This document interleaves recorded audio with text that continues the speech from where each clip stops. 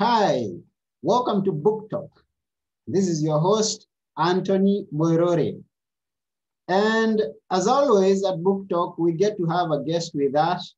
And today we have a great guest. And we have a great topic that she's going to share with us. And the guest is known as Tamuri Richardson. And who is Tamuri Richardson?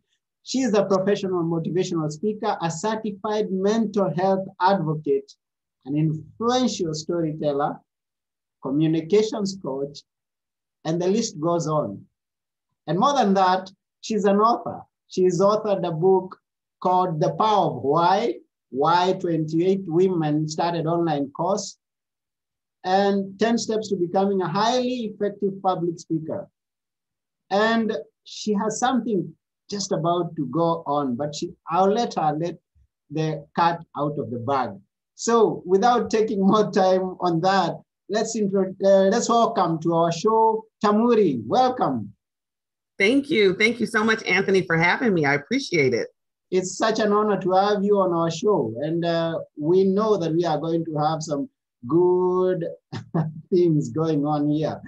So please first tell us a bit about yourself so that we can get to know you a bit much more. Absolutely. First off, you pronounced my name perfectly. Oh. Almost never happens. So kudos to you. Thank you.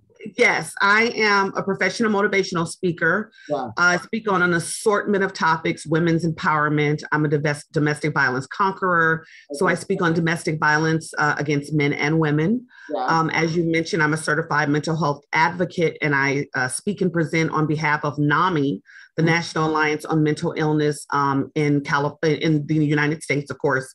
They're one of the largest grassroots organizations. Okay. And I'm an international best-selling author, just finished my 4th book. And so I stay very active in the world of coaching, communications, storytelling. That's my love, my passion. So that's just a few things about me. I'm also a TEDx talking training coach as well. So, yeah. Oh, wonderful. And I can see if we have someone who is interested in being a public speaker, you're the right person to talk to. And especially if you are a TEDx coach, that many people need to, even those who are not looking forward to stand on stage. I mean, communication is one of the best things, and I say important things that someone needs to have, and being a public speaker. Can you maybe speak a bit about that? Absolutely. Communication is the way we connect with each other, right? Yeah. So if you're not honing in on your communication skills and making them important, then you're cutting out a very strong sector of your life to really be able to connect with individuals, which is part of the reason that I'm an influential storyteller. Is I help people not only craft their story, but to be able to share messages that the audience cares about. So it's really important to be a good communicator, know why you should communicate, and really hone in on those skills. So it's very important.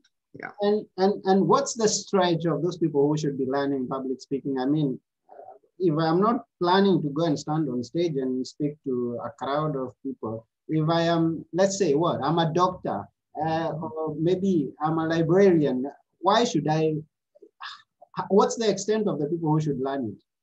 Well, you don't have to aspire to be a public speaker, but public speaking skills is good communication skills. Okay. It's grammar. It's how you articulate. It's how you put sentences together. Yeah. It's learning word structure. So you never could aspire to be a public speaker. I tell people I came out the womb speaking. I believe that literally, right? Okay. But it's just important to know how to communicate.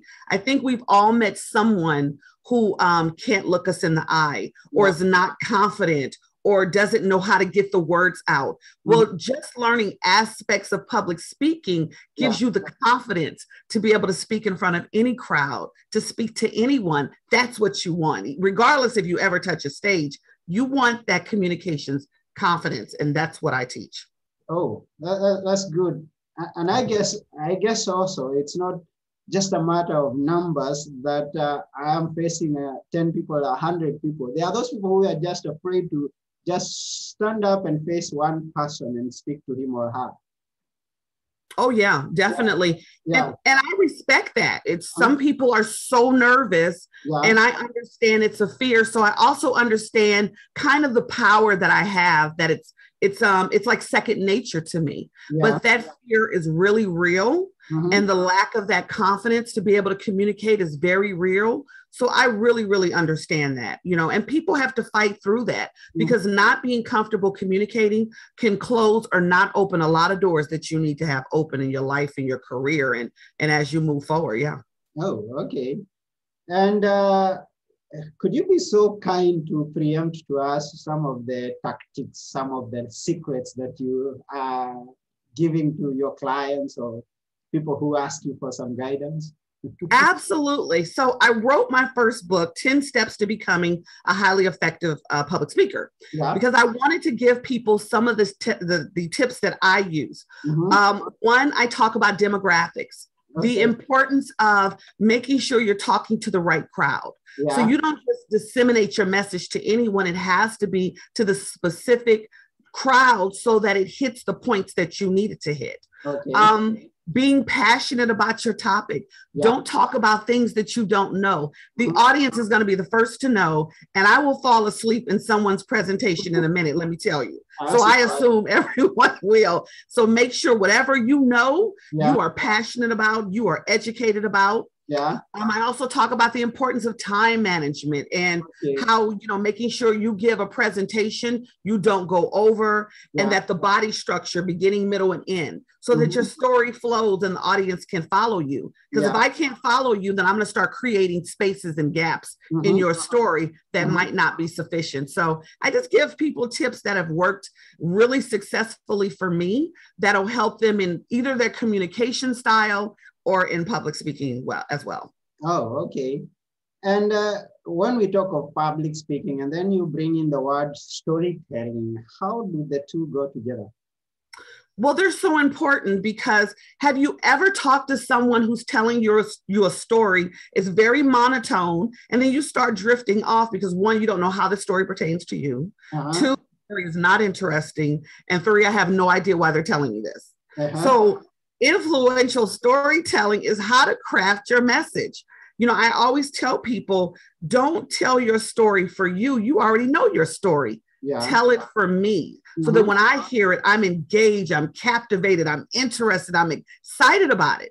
If that's what the story is about. So storytelling is putting it all together and making it flow for the audience. Just telling you a message means nothing if I'm not interested, if it doesn't attract me. And so that's what I really work on and tell everyone, that you're not just speaking, you're really crafting a story. Now make me care about your story. Okay. So when I stand up to speak, it's not my story. It's how you understand the story that I'm about to tell, which I should be careful about, which I should be mindful how I'm delivering so that you understand it. Because sometimes we tell it just the way we know it, and the way we know it could not be as clear as what the other person may be able to comprehend or understand. That is absolutely right, because keep in mind, you already know this story. Yes. So you don't need to know, the ins and outs of it that we won't know. Now what you have to do is make sure that the audience who you're telling the story is going to be interested and who's going to find that story useful, or you're just telling a story.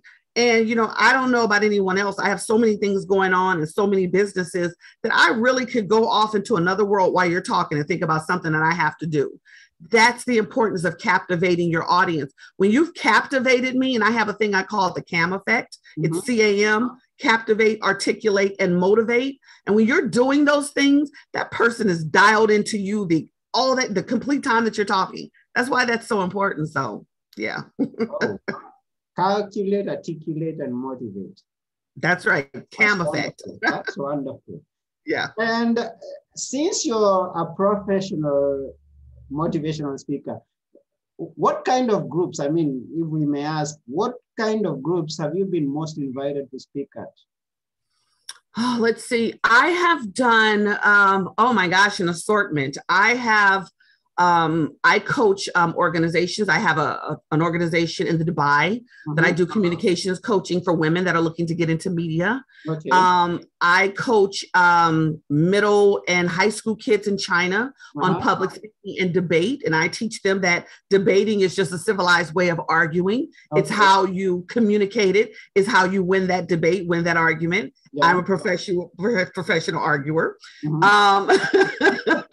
I also have, I'm a woman. I haven't had that one. Right. And I also coach a lot of individuals that are writers, that are speakers themselves. I have people that come and say, listen, I need to hire you because I wrote this speech, but I don't know if the audience is going to care about it. And so, we go through different steps and make sure that the speech is something that, the audience is going to love for individuals. So I have been hired probably more so by larger organizations that really see the benefit of the training and how they want their people to grow. And I have quite a few individual clients as well, and small businesses. Oh, wonderful. And when you talk about school in Dubai and other organizations elsewhere, do you fly there or have you been doing it online? I think COVID has been ugly for a lot of reasons, but for me, someone who can do my business virtually and who training and consulting virtually, can be the same as doing it in person. You just have to know the difference between, virtual and in person. It's been very successful for me. So it's worked out that, Zoom has become the boom and, thank God we've all had access to it, but it's, I've appreciated being able to do a lot of virtual trainings, a lot of them. But I'm looking forward to getting back in person. Okay, and I've heard other people say that actually COVID has been a blessing, and you're one of them who comes now and say COVID has been really a blessing because you're able to do much more than you ever did before inside your own environment. You don't have to leave your own house, and you're talking to worlds apart, and it's a business. I mean, this has not been hard before. I mean, now it's become a reality for many people. Yes. And I'm happy that it's working out for you. Yes. Thank you so much. Yeah. Definitely you could take anything and kind of make it whatever you need it to be. And as traumatic as that was and heartbreaking that people were losing people, it still allowed other people to start new businesses or for people to figure out how do I navigate this business now that I have that might be sinking in COVID and reaching out. I got certified as a life coach. So I also was able to help some businesses in the forms of business consulting and organizational developing, how to craft and get your business together in a sense where you can move forward. And part of that is communication and sales. And how do you sell yourself? How do you make people want to work with you? How do you market yourself? So just kind of taking and moving steps, moving into different steps and allowing for new things to come in has been a blessing, I think, for many people. So, yeah. Oh, wonderful. And I like that. You can take anything and make it what you want it to be. Absolutely. It's up to you. Yeah. I mean, even with all the challenges and the problems and with all the losses that we have observed, there can always be something positive to grow from it. And yes, and this is to someone who's listening out there. You can always take what you have and make it what you want to be. And now, if you have been thinking about being a better communicator, you have the person who is the right person right here before you. And you can always reach out to her. We are going to give you the website. Don't go anywhere. We're going to give you the website where you can reach out to her and all the social media that she can be reached at. So before we give it to you, we're going to proceed. And I want to find out, how many books have you written so far, Chamuri? I just finished my 4th book and kind of my first novel, Trusting Someone Else's Heart. I am getting started on my 5th one now, but I just finished my 4th one and it should be out in August. I had hoped it was going to be out in July, but August is the time frame. Oh yeah, I think you'd mentioned that, but it kind of escaped me, but it's okay. So the novel is Trusting Someone Else's Heart. Trusting Someone Else's Heart. Tell us a bit more about that. Absolutely. So it's my personal journey. I had gotten married and had married someone who hid a drug addiction really well. I didn't come from a world where I would even know what it looked like. Yeah. He hid it well. Not only did he hide that, we found out 4 months later that he was diagnosed bipolar disorder and schizophrenia. Okay. And that's how I got into the world of mental health. Okay. And that was probably the worst experience of my life. Not to mention, I found out that he enjoys beating women and mistreating women, and he abused his kids and abandoned his kids. And so what I do in my story, and it's specifically for women of all cultures, but it's also for men, because I also speak to men who are victims of domestic violence. Okay. I'm very transparent with how I didn't vet him properly. And I didn't vet him properly because had I met any of his family, I would have known that this is a traumatic experience that I don't want to touch. And so I kind of, in a way, give people license. You know, they already know you can do whatever you want to do. You're a free moral agent. But that I had a hard time coming out of that, not feeling stupid and not feeling demoralized. And I had to realize that I wasn't stupid. I was human.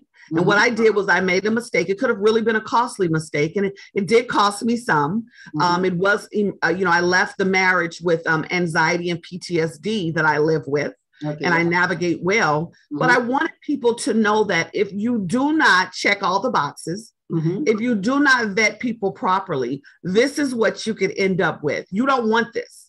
So be smarter than I was. I used myself as a cautionary tale. I mean, there was a lot of abuse. It was not physical abuse. He never put his hands on me, but he absolutely did everything else that he could do. From destroying property, getting arrested a lot, threatening me, in my face. Just he did everything else that he could do without literally putting his hands on me. And I think it's probably because I have a lot of brothers and he didn't want to deal with that. But an absolute tragic person. And so when you are not on your P's and Q's, when you don't listen to your first mind, because my first mind said, I don't know, Tamori, I didn't listen to that. So this is what you get. So I just want people to know that trust yourself more. Be deliberate about who you love. And I entitled trusting someone else's heart because I married someone based off of them asking me to marry them and them assuming that they loved me. Well, he didn't have the ability to love. He didn't even have the capabilities of that. So when you're going on someone else's heart, you'll make these type of fool mistakes all the time. Only trust your own. And as you say, it's true that all of us are human and we are bound to make mistakes. And I kind of get the picture that you portray here, that you've got into some relationship, you've met with someone and you start a relationship. And even though you've bent that person as much as you possibly can, you vet him or her, there could be those blind spots that you may not discover until you're further into the relationship. Right. And the person listening to this doesn't have to do those mistakes that you may have done. And this is the reason that he or she should be reading your book. That's right. Yeah, they should go get it. And when you talk about the fact that it's for women, and also men should get to see what happened in order that they can avoid whatever the other man did. So it's for everyone. It really is, because I have, as a domestic violence conqueror, I've done keynote addresses on domestic violence. There's men in the audience. There are men who are abused by their wives or their girlfriends. And because of, for whatever reason, I mean, good that they won't put their hands on them, but end up being comfortable with being at the end of that. There are women, as we know, that the men train. And that's what my ex-husband was trying to do to me. He was attempting to train me, in how to be an abused woman. And I just can't be taught that. So I didn't take. But it's important that everyone knows that this isn't love. Love doesn't hurt. And if you're going through something or you're being disrespected, or, I remember and I recall it, several situations in my book, but one time we went out to have lunch and it was a regular day and and he was on his meds, but even being on his meds, he's fighting a ferocious drug addiction. And that drug addiction will just eat through that medication. And before you know it, just come out. And we went to have lunch in a restaurant, and it was just like he snapped like that. And next thing I know, I'm getting cursed out, called every name in the book in the restaurant, and I'm sitting at the table, and I'm not saying anything as to not make it worse, because I believe every time I was a step away from him hitting me. And I don't know where that hit would have taken us, because I didn't grow up being abused. And I know I would not have taken that. But I remember the waitress coming over, and he had cursed me out and left the restaurant, and he was out in the parking lot screaming and acting completely crazy. And the waitress came over, and she was rubbing my back, and I told her, I said, no, don't worry about it. He has mental problems. So I said, could you just give me the check or whatever? But he was training me. Because that was becoming normal. I mean, I'm telling her, oh no, this is Tuesday. This is what he does every Tuesday. That's part of that training. And if you allow that to happen, that'll happen every day of your life. And it happens to many people. I mean, you can't imagine how many people are suffering in silence in their marriages, and they are afraid to speak it out, and they don't have a clue how to get out of it. Yeah, absolutely. Absolutely. Yeah. And I go over steps. Listen, when I do a keynote address, I don't tell anyone what they should or shouldn't do, because I'm not going to be taking care of you. And that's going to be a journey for you. But I do recommend to women and men, when you are ready, you create a plan for yourself. Because, you know, a lot of times the abuse is also financial. The abuse could be a woman taking all the money from a man, and he's working and he doesn't know how to put money away. I encourage having a bank account somewhere. Even if it's with your family member, you have to put $10 a month away. Do something. You know what I'm saying? If you're financially dependent on this person, or they monitor everything, then be creative in how you do it. If you can't just pick up and leave, and you have to gradually do it, be strategic, because your abuser is strategic. So you have to almost be even more so cunning than them. So I try to do roadmaps of what it looks like to get yourself to a point, because if you try to rush someone out of abuse, they'll just run back to it. And all those things you've documented in your novel, in your new novel now. And, yes, definitely. Yes, and maybe I give a lot of situations. Many more stories that are inside there. Have you brought in some other people's stories into the novel so that we get more experience from them? No, I didn't, because I was just telling my journey. I wanted to be, it was just me. And I wanted to make sure, you know, one thing I always hear from people is, I would never think you would be, because my personality is strong and I'm very confident. I've always been. And so there's a fallacy that, you know, kind of that superwoman mantra, that if you have a strong personality and you're a strong woman, that you don't have emotions or you don't have feelings. Yeah, we do. We, you know, matter of fact, we're probably some of the most emotional people, because we're holding it in all the time. So I wanted to let them know that I'm about as strong as they come. I'm very assertive. I'm very in tune with who I am as a woman, and still this crept in. So it doesn't have a face. Okay. So it's kind of what I hear. I used to hear some people say that doctors don't get sick. No, doctors also get sick. Right. I love that. I love that example. Yes, perfect. Doctors do get sick. Right. So and the good thing now is to use you as a doctor and the story that you tell inside there to reach out to other people who think that because someone is strong, someone is a doctor, he also can get sick. And if the doctor has a way of finding his way or her way out, then if I'm going through some issues, I can always find my way out. So I've had women come up to me when we were doing live speeches. And want to hug me or shake my hand. I've had women coming up to me crying, saying, I didn't know how I was going to get out of this situation. I'm living your exact story, but I see that you made it. I've had people message me out of the blue on Facebook. I watched your presentation. I was crying the whole time. I went through the exact same thing, and I've been struggling for so many years. How did you get to where you are, where you're moving forward? So the feedback to know that my story is touching people and that me being authentic and transparent. And keep in mind, Anthony, I don't just talk about what a horrible monster he is, right? One, I know he's got severe mental illness. So if I really believe that, and I do, then I have to have levels of empathy. That changed my, at probably at one point, hate for him. It changed the trajectory around, because now I understand some of this he can do nothing about. And I had to get trained in bipolar disorder, schizophrenia, and substance abuse to really understand what was real and what wasn't for him. If this was him just pretending like he didn't know what he was doing, but I really had to understand those things. And once you get educated, you know, then you can move forward appropriately. And when people ask me how I'm able to move forward, I told them, listen, I don't hate him. I don't love him. I have no feelings for him at all. But I was able to move forward because once I understood him, I didn't have to hate him.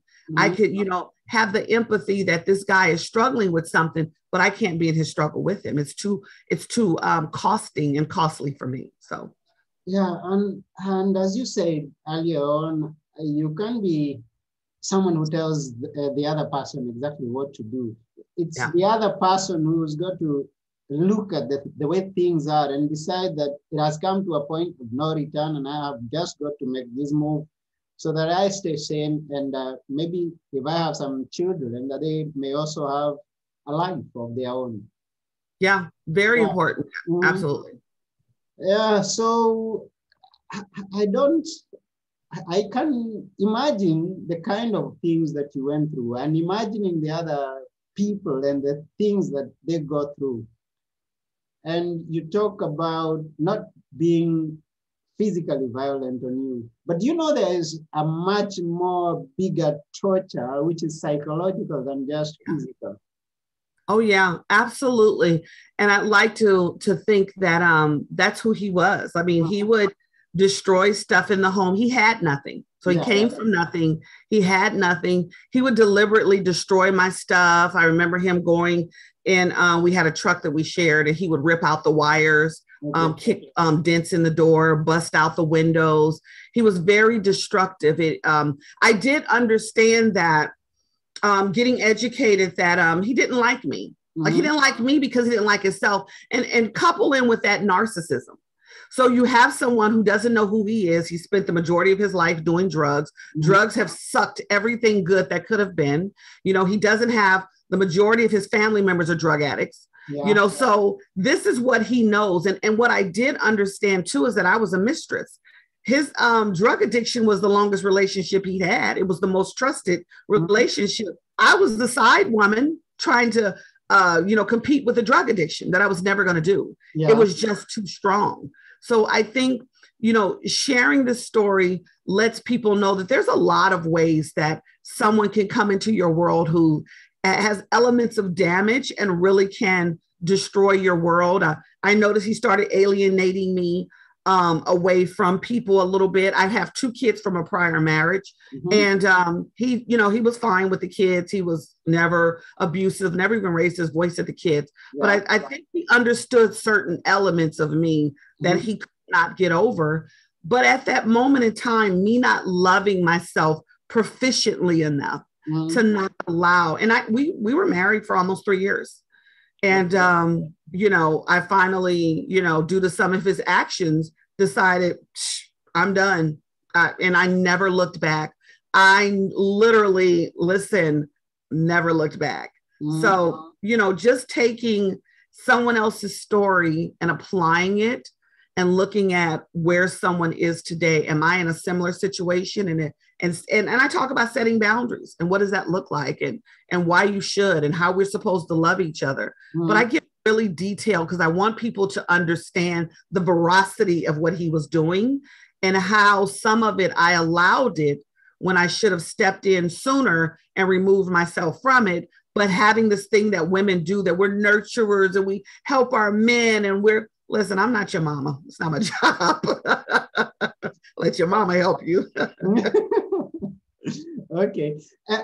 There's one aspect I'm loving in this story. And the fact that even though he was abusive, even though he had some mental disorder, the bipolar and drug addiction, all those things, you didn't take, in the final analysis, you didn't take everything on him and say, you're the fault, you're my problem.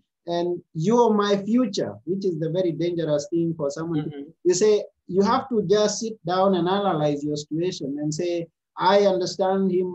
He's in a situation that he may not have got himself into and may not know how to get out from, but I'm not going to focus on that. I'm going to focus on the next move that I'm going to make from here in order to free myself and free my children. So this is one fact that I like. I mean, it's me.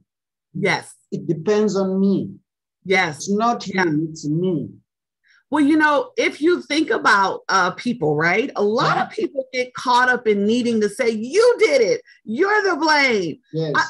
And in the beginning, I went to therapy immediately. And I didn't go to therapy because he was the love of my life or this was the best husband in the world. But he ended up bringing a woman. He went into a mental health facility and started having sex with the case manager there. Oh. And so when he did that, the betrayal, I'm a very loyal person. Betrayal is gut-wrenching to me. Yeah. That's what kind of took me over a little bit. So when I went to therapy, at first, it was him, 100% him. It was all him, nothing but him. What my therapist did and was initially focusing on me to do is focus on myself, on, you know, getting me back on track and me moving forward. And in order to do that, I had to take it. And look, 98% could have been him. But how did I play a part? I played a part because I didn't check him out properly. I didn't vet him properly.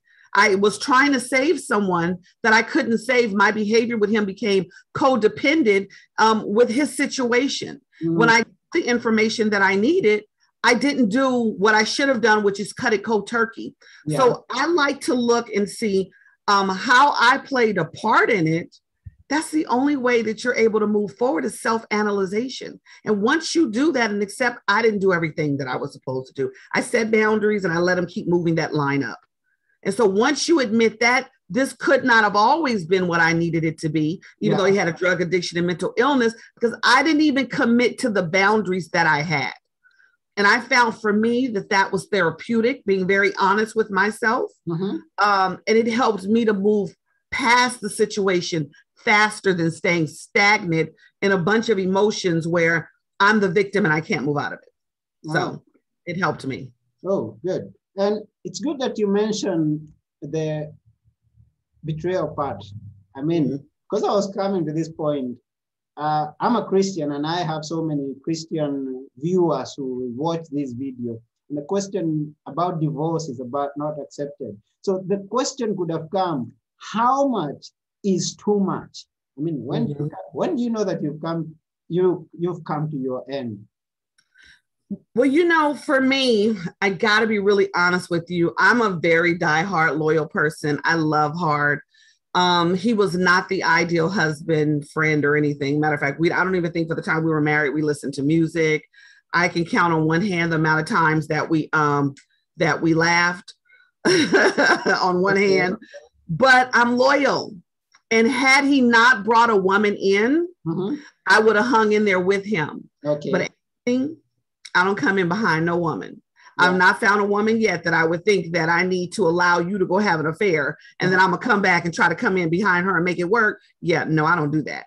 So for me, and we had talked about this prior. Yes. You know, when his drug addiction was exposed and he apologized, we talked about, I said, listen, I'll hang in there with you. Yeah. I don't do infidelity. You do infidelity, you are telling Tamori, bye-bye, sayonara, and everything else. Yeah. When he did that, there was no conversation for us to have. It was a matter of, now she can have you and she can figure it out. And that was it. So for me, sometimes it's not that clear because I do love hard. I mean, I'm more balanced now because I've done the work to understand what a balanced relationship looks like.